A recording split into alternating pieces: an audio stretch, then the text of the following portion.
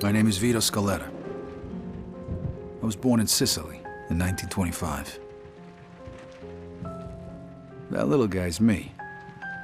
I'm standing there with my parents and my sister Francesca in front of our old house. I don't really remember too much about the old country, except that we were pretty hard up. And then one day my father decided it was time to move away.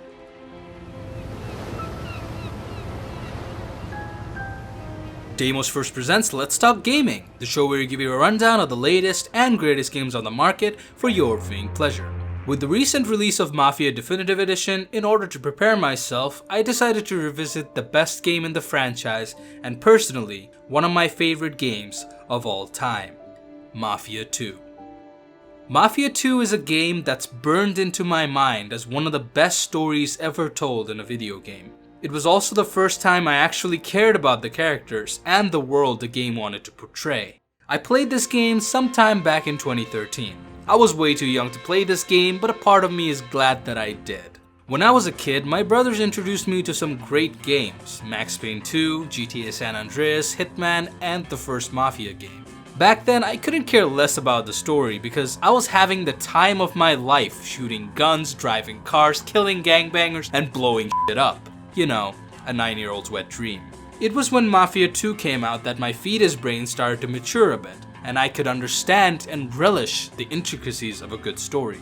Most of that came from movies like Shawshank Redemption and The Godfather, and man oh man, was this game good. Me and my brothers, we loved every second of it. I especially remember going to school, sitting in class, staring at a clock for the whole day till the bell rang, just so I could run back home and lose myself in Empire Bay. That's why a part of me was scared to go back to this game. This game had taken part in my mind as one of the most special parts of my childhood, but it had been almost a decade since I played it. What if it's just a nostalgia speaking? What if the game aged poorly? What if it runs like garbage? What if the game is bad? So, I downloaded the game and hit start, and it's just like how I remembered it.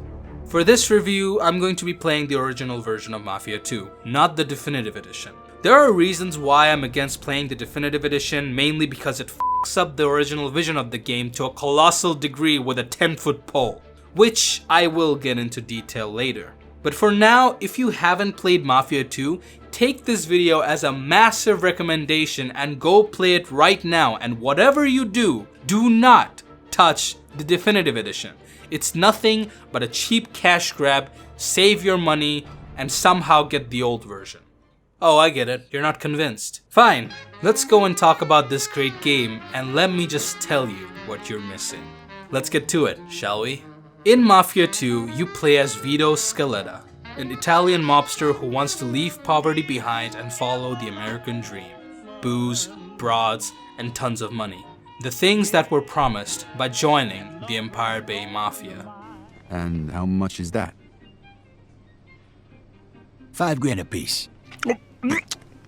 That's a fucking fortune. Though Vito, as a person, is actually a pretty stand-up guy. When he was little, he left Sicily along with his parents and younger sister to venture into America. Empire Bay felt like a paradise on Earth, where everything seemed possible. But for Vito and his family, that paradise seemed more like hell. Going through a rough childhood with an alcoholic father who spent more on booze than living expenses, Vito soon grew up to fall into a life of crime with his best friend Joe Barbaro. But their luck soon runs out when Vito gets pinched during a robbery. During his time in juvie, World War II breaks out, and Vito is shipped off to his hometown of Sicily to fight Mussolini's regime. The experience Vito gains during the war would help him significantly in his future life as a mobster. And this is also where Vito first realizes the power of the Mafia. A couple years later, Vito gets shot and is sent back home. He won a few medals, but the war was far from over. Soon, he would have to go back. Stepping into Empire Bay, he's joined by Joe Barbaro again, as they discuss plans over a bottle of whiskey. Vito mentions that he wasn't off the hook yet and would have to go back. But Joe, hearing this, makes one phone call and immediately tells Vito that he won't have to fight anymore. This shows that Joe is connected with powerful people, something that interests Vito. But he decides to talk about it later. Being away from his family for so long, he can't wait to see them. Vito's dad passed away a while ago, leaving only his mom and his little sister, and they barely scrape by with whatever they have. And Vito knows, now that he's here, that has to change. The next day he also finds out that not only is his family in dire straits, his dad took a loan of $2,000 before he died. That might not sound like much, but that was back in the 40s. Counting inflation, in 2020, it's closer to $34,000. Shit.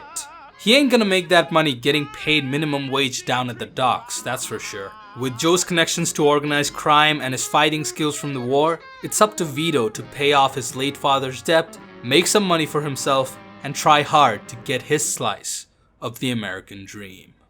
Now, that all takes place in the first chapter, which there are 15 of. Finishing the game will take you about 12 hours on your first playthrough. Pretty decent time for a single player story. What really makes the story of Mafia II special is its setting and characters. Empire Bay is a city inspired by New York back in the 50s. The game is set in the glory days of organized crime, and it uses that era to its fullest potential. The city looks gorgeous, especially after winter. This game takes you from the slums to the high-rise in a dynamic way, and it's eye-catching in every way. From the vintage cars to the massive skyscrapers in Midtown, it's all a joy to look at. It might as well be paradise on Earth.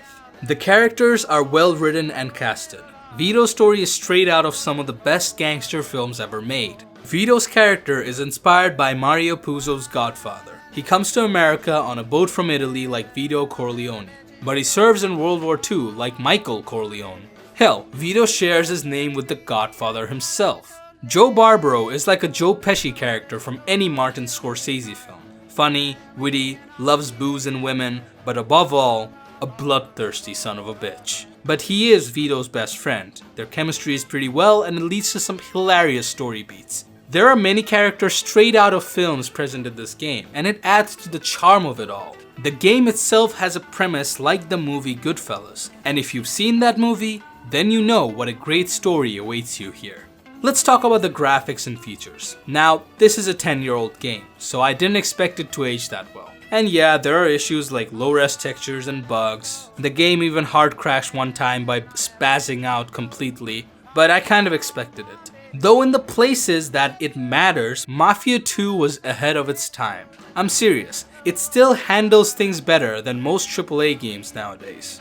First, the facial animations. The game goes for a cinematic feel with its cutscenes, which increases your immersion so you feel like you're in a gangster film. But that also means the camera focuses on the faces a lot, with frequent close-ups. This would prove to be an issue if only the face models didn't look good. Well, I'm happy to say, Mafia II fucking cartwheels around LA Noire. The facial textures are still high quality, no remaster required. The lip syncing isn't the greatest. I mean, face mocap was not the greatest back then, so it's a limitation with the technology. But they also did something simple that took it to the next level. The eyes move independently around the scene, no matter which way the head is facing. This small aspect makes the faces look so lifelike, it still amazes me to this day.